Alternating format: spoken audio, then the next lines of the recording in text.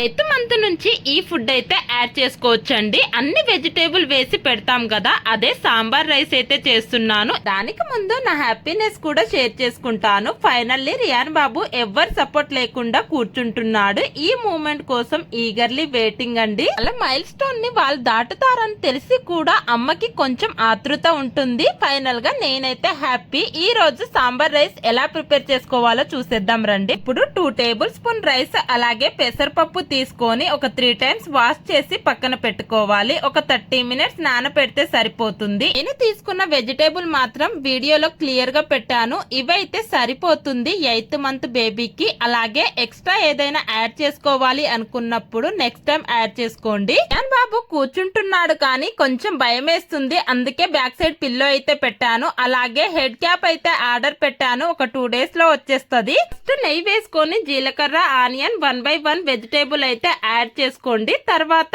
Rice అలాగే పెసరపప్పు వేసుకొని ఒక 2 మినిట్స్ మంచిగా రోస్ట్ చేసుకొని తగినంత వాటర్ పోసి 4 to 5 విజిల్ వస్తే సరిపోతుంది. ఇప్పుడు కుక్కర్ మూత తీసినాక ములక్కాయలు సెపరేట్ చేసేసి ఇలా స్మాషర్ తీసుకొని మంచిగా స్మాష్ చేసుకోండి. ఇంతేనండి, సింపుల్ గా సాంబార్ రైస్ అయితే రెడీ అయిపోయింది. ఇక్కడ పెసరపప్పు బదులు కందిపప్పు కూడా యూజ్ చేయొచ్చు. నెక్స్ట్ వీడియో కోసం stay tune. Thank you so